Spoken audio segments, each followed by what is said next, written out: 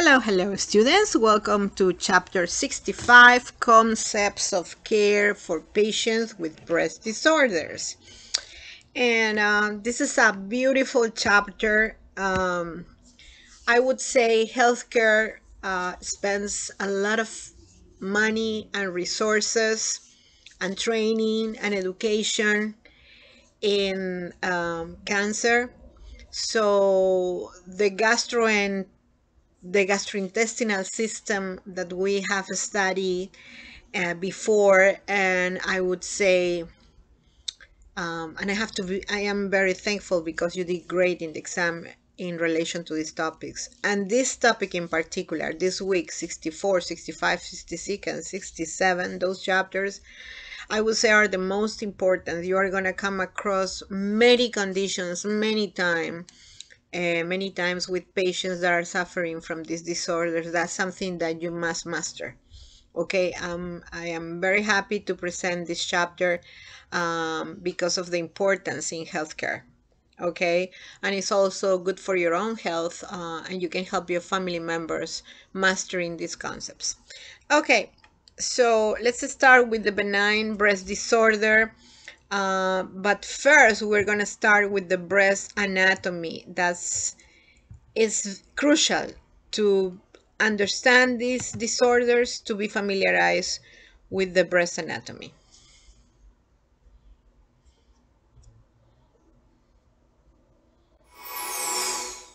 Breasts are paired structures present in both males and females, although they are larger in females after puberty. Here, we see the breast from the sagittal aspect. It lies superficially to the pectoralis major and serratus anterior muscles on the anterior thoracic wall. Horizontally, each breast covers the region from the sternum's lateral border to the mid-axillary line. Vertically, the breasts run from the 2nd to 6th costal cartilages. Each breast has two regions, the circular body, which makes up the bulk of the breast, and the axillary tail, which runs along the inferior lateral edge of the pectoralis major towards the axillary fossa. The nipple is the central protruding part of the breast, and it is composed primarily of smooth muscle fibers. The areola is the pigmented skin area that surrounds the nipple. It has numerous sebaceous glands which enlarge during pregnancy and secrete an oily substance to lubricate the nipple. Breasts have mammary glands. These modified sweat glands are involved in lactation, or the production of milk. They consist of sections called lobes, and there are about 15 to 20 of these in each breast, arranged in a circle like the petals of a flower. Each lobe consists of many smaller lobules, which are glands that produce milk. Lobules are composed of numerous tiny hollow sacs called alveoli, which drain into a single lactiferous duct. Lactiferous ducts converge at the nipple. Just before these ducts enter the nipple, they are dilated at the lactiferous sinus. Production and secretion of milk is regulated by the hormones prolactin and oxytocin, which are secreted by the pituitary gland. The mammary glands are surrounded and supported by a connective tissue stroma. This tissue has fibrous and fatty components. The fibrous stroma forms Cooper's ligaments, also known as the suspensory ligaments of Cooper. These ligaments maintain the shape of the breast, separate the secretory lobules, and secure the breast to the skin and the underlying pectoral fascia. The pectoral fascia is a sheet of connective tissue associated with pectoralis major. The retromammary space is a layer of loose connective tissue between the breast's base and the pectoral fascia. This space is often exploited during reconstructive plastic surgery. Studying anatomy can be hard, but it doesn't have to be. Check out our sponsor, KenHub. They have thousands of high-quality images, hundreds of articles and quizzes, and hundreds of hours of video material. Thank you so much. For sure, I'm sure my students are going to check your channel. Okay, benign breast disorders, BBDs, are very common, affecting more than 1 million women annually in the United States. Most women will experience some form of breast-related changes in their lifetime. That's why it's so crucial, so important, this chapter. Non-cancerous changes to breast tissue can present as breast lumps, pain, and nipple changes. highlights some common BBDs and the age at which these are likely to occur. BBDs are classified into three types of epithelial lesions: proliferative with atypia and proliferative without atypia, non-proliferative.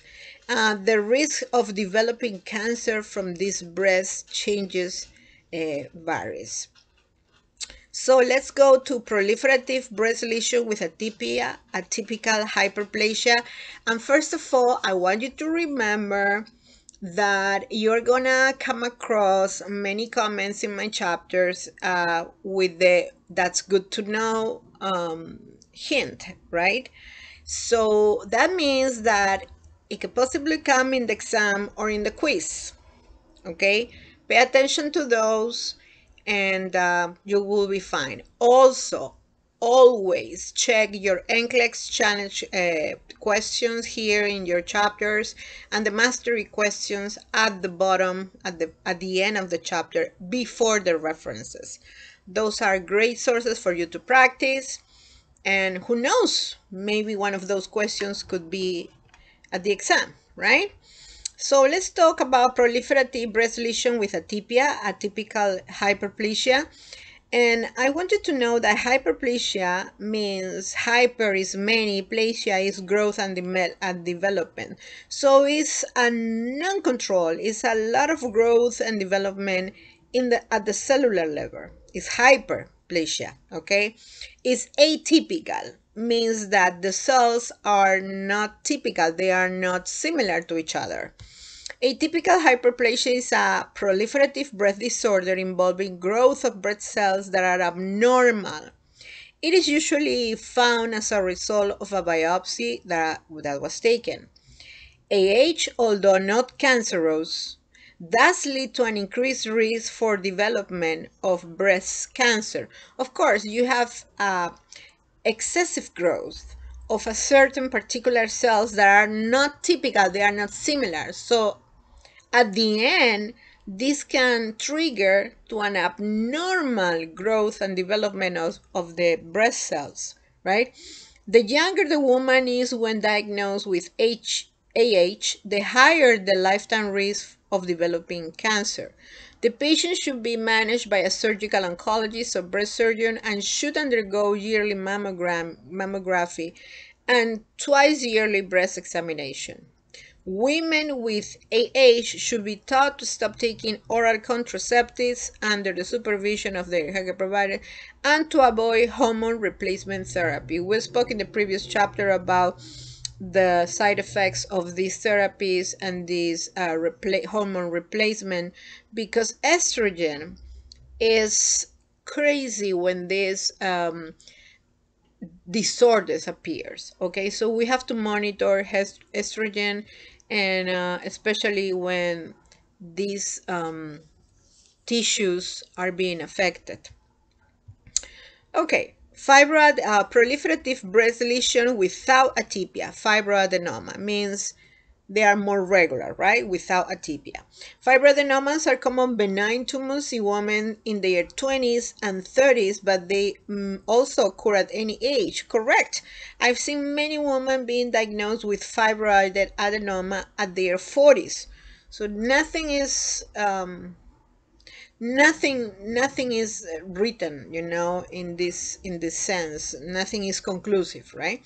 A fibroadenoma is a well-defined solid mass of connective tissue that is unattached to the surrounding breast tissue and is usually discovered by the woman herself or during mammography. Although the immediate fear is that breast cancer could be present, these changes are generally not associated with an increased risk for such. On clinical examination, these tumors are oval, freely movable, and rubbery, and vary in size. And let's go deep on this. Proliferative means related to or involved with the rapid growth of production of new part cells or offspring.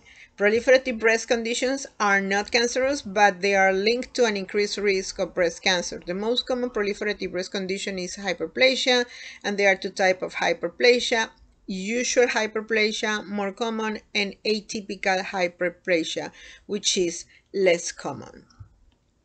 Now, what I want you to remember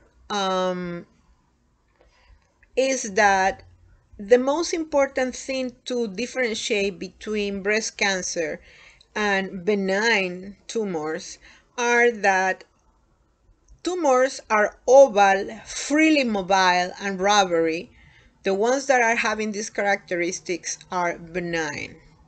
Whether malignant lesions, okay, and I wrote it here, malignant lesions that are fixed, hard, and irregularly shaped, and this lesion would be priority for further diagnosis and study. So the cancerous are fixed, they have an irregular shape, and the benign are oval, freely mobile, and rubbery, and vary in size. Fibroadenoma may occur anywhere in the breast. The healthcare provider may request a breast ultrasound examination or may perform a needle aspiration to establish whether the lump is cystic, filled with fluid, or is solid. Now, let's go into speak about the pathophysiology of this non-proliferative breast lesion, fibrocystic changes, and cysts. Fibrocystic changes of the breast include a range of changes involving the lobules, ducts, and stromal tissues of the breast. This is another thing that I want you to remember. The most important concepts are to be very familiarized with the lobules and the ducts, because most of the breast cancer are going to appear in those areas. Okay, so you need to know where and what are the lobules and ducts, okay? Because these alterations affect at least half of women over the lifespan. They are referred to fibrocystic changes. Normal breast tissue versus rather than fibrocystic disease um, is being considered in this chapter. This condition most often occurs in premenopausal women between 20 and 50 years of age and is thought to be caused by an imbalance in the normal estrogen to progesterone ratio. Okay, so estrogen, again, the excessive production of estrogen is the key to understand these disorders. Typical symptoms include breast pain and firm, hard, tender lumps or swelling in the breast, particularly before a woman's menstrual period. Having FCC does not increase a woman's chance of developing breast cancer. That's something that you need to take into consideration. Menstrual period. When you do your breast self-examination, you need to compare before the menstrual period and after the menstrual period. Cysts are spaces filled with fluid lined by breast glandular cells. They often enlarge in response to monthly hormonal changes. There you go, as I was explaining. Stretch the surrounding breast tissue and become painful. Symptoms usually resolve after menstruation and then recur before the next menstrual period in a cyclic fashion. In postmenopausal women, symptoms often resolve because estrogen decrease. Again, in postmenopausal women, symptoms often resolve because estrogen decreases. And we have to remember that estrogen is produced in the reproductive years by the ovaries, and that's the natural estrogen. And post-menopause, the estrogen is coming from the adipose tissue, and that's the dangerous estrogen. So we need to try to lose weight, okay, in order to have that adipose tissue under control, especially the one in the abdomen, okay, especially during the period of post-menopause, because we can have ovarian, endometrial, cervical, we can have breast. All these cancers can be a cause of excessive dominance estrogen presence in the adipose tissue in the postmenopause woman. Okay, however, postmenopause women on hormone replacement therapy may not have a significant reduction in symptoms. And why? Because the hormone replacement therapy are going to give you estrogen, okay? So that's why you may not have a significant reduction in symptoms. Still presence of the hormone, okay? So now I have included a video about the benign breast disease video. This is a 6-minute video. Honestly, I didn't present this video in class because we were not having time. I am going to present this video here and you're gonna love it. It's a video that explains everything and classifies all the disorders related to the breast.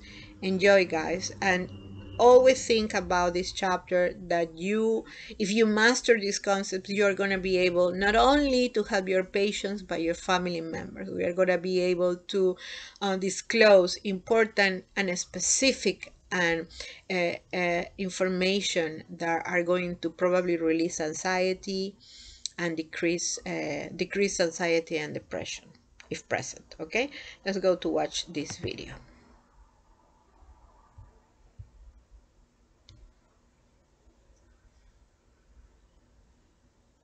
Here we'll learn about benign breast disease. We'll learn about breast cancer separately. Start a table and denote the following.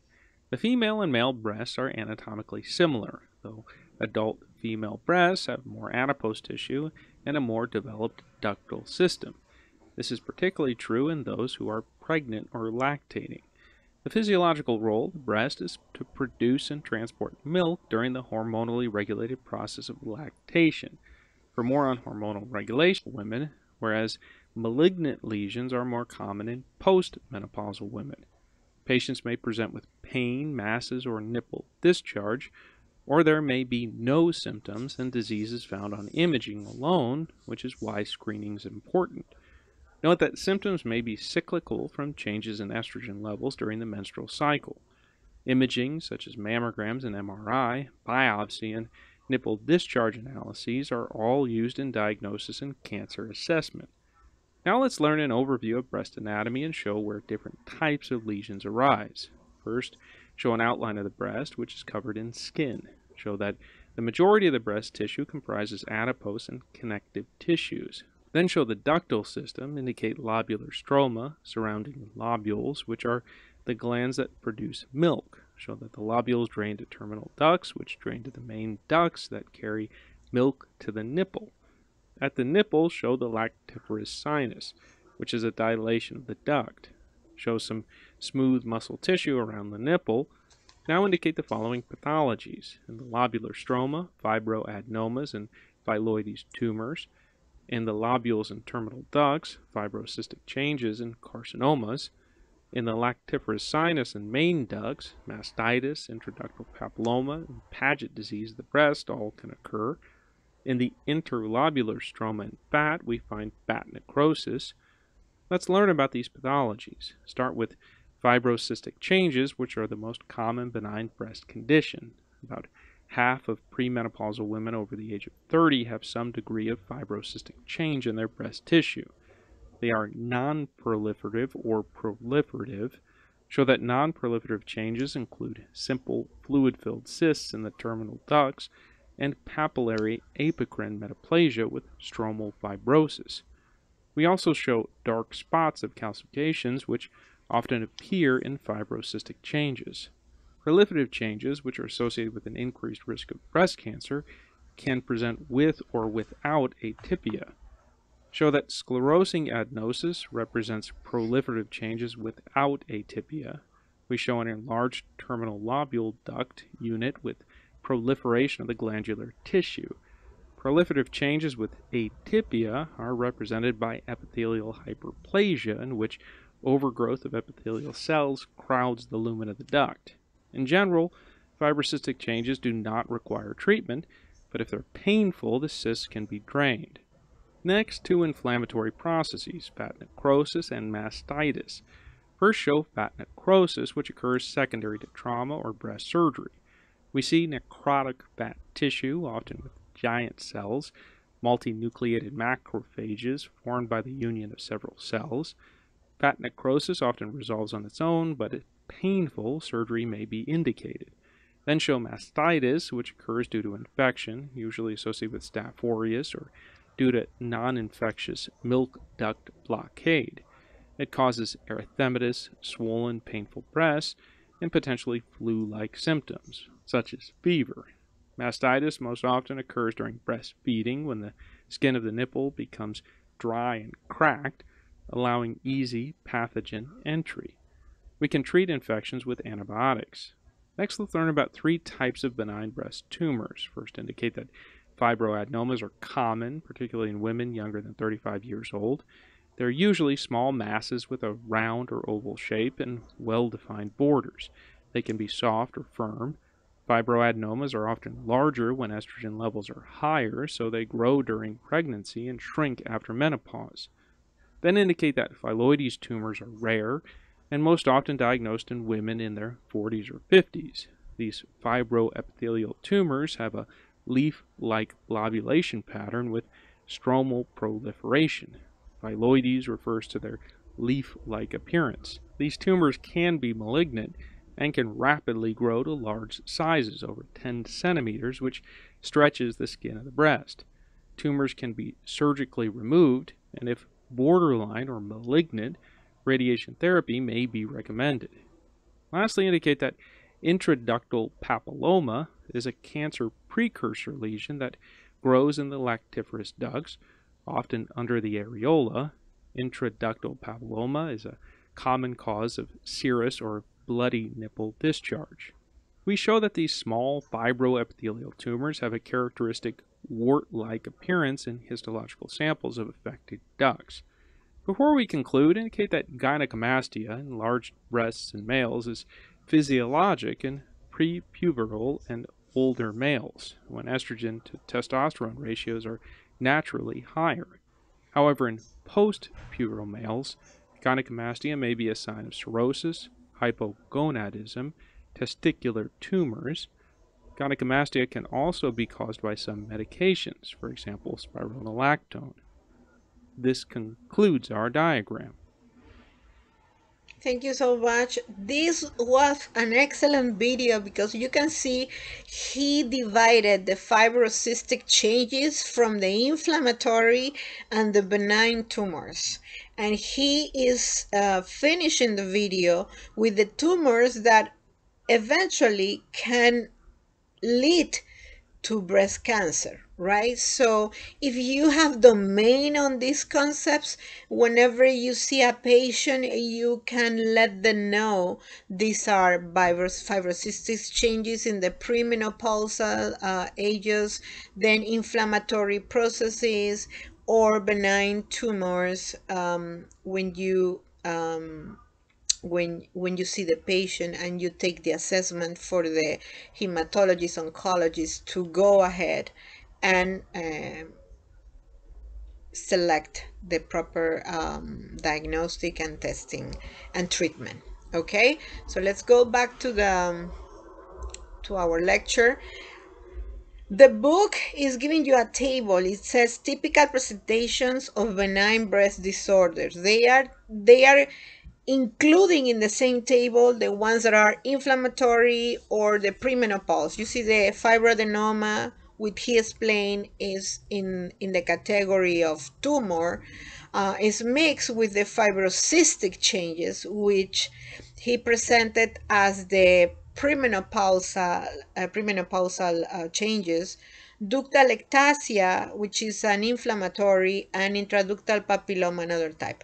But let's focus on this. This is a summary, very nice summary for this chapter. So you have the fibroadenoma, most common benign lesion during teenagers into the 30s, more common, fibrocystic changes, breast pain and tender lumps. The lumps are rubbery, ill-defined, and commonly found in the upper outer quadrant of the breast.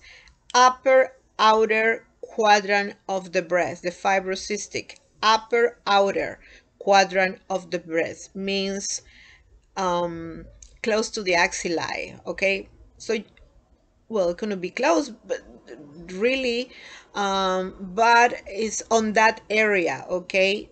Onset is late teens and 20s, usually subsides after menopause. Ductal ectasia, heart irregular mass or masses with nipple discharge, women approaching menopause, and intraductal papilloma, mass in duct that results in bloody nipple discharge. Mass is usually not palpable, woman in their 40s and 50s. This one, the intraductal papilloma, really causes a lot of anxiety, and women may think they already got breast cancer because of the bloody nipple discharge. Okay, and many sources, whenever you study breast disorders, they are telling you, right? So if you have breast cancer, common symptoms are discharge from the nipple, the orange, the skin with the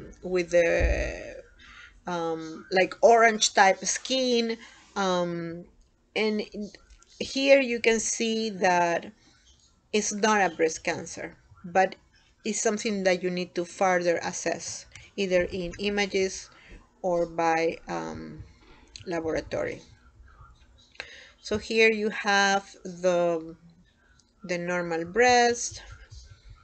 Here you have the cyst, breast with fibrocystic changes.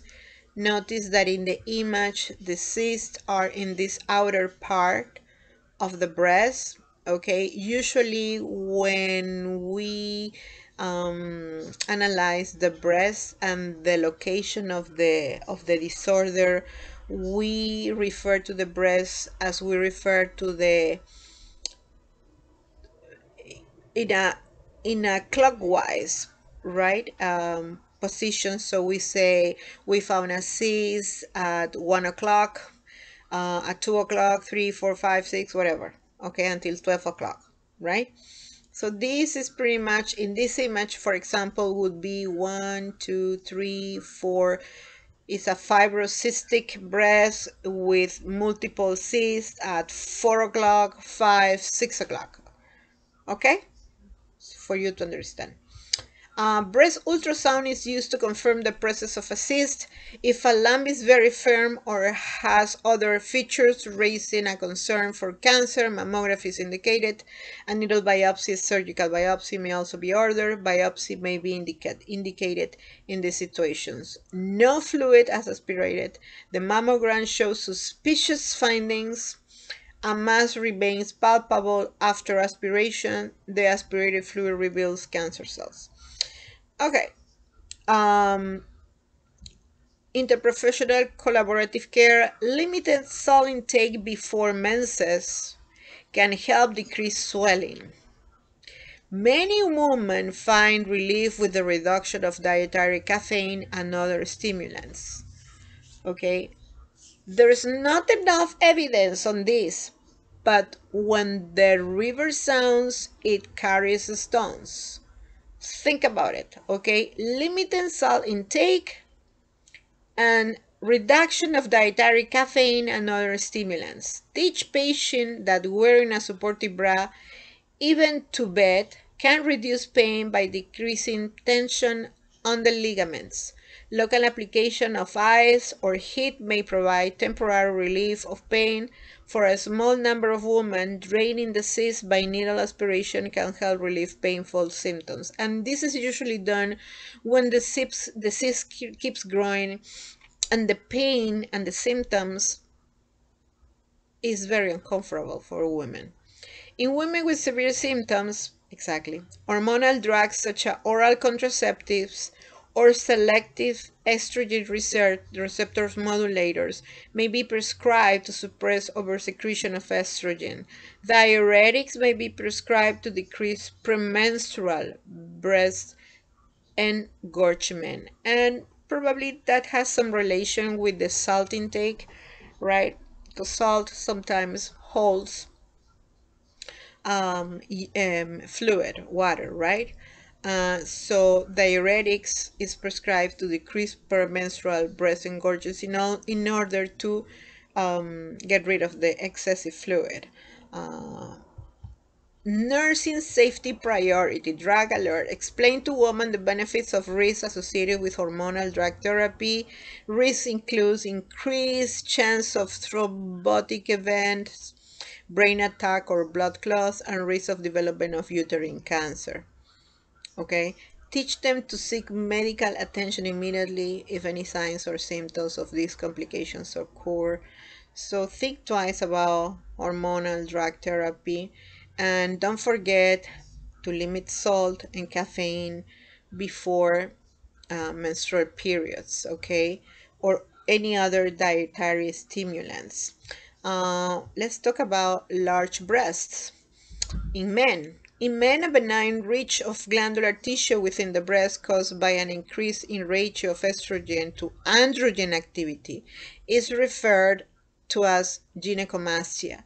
It may be bilateral or unilateral with a palpable mass of tissue at least 0.5 centimeters in diameter. So drugs such as spironolactone can cause gynecomastia, and in the video that I presented, the 6 minutes video, is talking about that at the end of the video. And I want you to refresh your knowledge. Spironolactone, which is commonly known as aldactone, is a potassium sparing diuretic. The way you get rid of potassium in the hospital, don't forget, is by giving kayexalate, right? So this diuretic holds the potassium and can cause hyperkalemia, okay? So that type of diuretic can cause gynecomastia. If a medical condition such as hyperthyroidism or hypogonadism contributes to the condition, treatment of the underlying issue often helps to resolve gynecomastia. Selecting estrogen receptor modulators such as tamoxifen, aromatase inhibitors, and androgens may also be used for treatment. And that's good to know. Patients that are having the gynecomastia, we as nurses we need to start teaching them about the benefits of taking selective estrogen receptor modulators. Remember also, always estrogen is having a crucial role in the development of these disorders. So tamoxifen is an aromatase inhibitor and is going to modulate the estrogen. In women, backaches from the added weight or largest breasts are also common. The alternative for this condition may be breast reduction surgery called reduction mammoplasty. Small breasts, saline implants are filled with sterile saline and can be filled with the amount needed to get the shape and firmness the woman wants. If the implant shell leaks, the saline will be safely absorbed by the body. This is in case of the salines, right? Talking about silicone implants are filled with a silicone gel, which can leak into the breast and will not be absorbed. The plastic surgeon reviews the advantages and disadvantages of each implant or surgical option with the patient before breast surgery, and this is good to know. Teach the patient to stop smoking to improve healing, avoid aspirin and other NSAIDs, and avoid herbs that can cause bleeding during the procedure.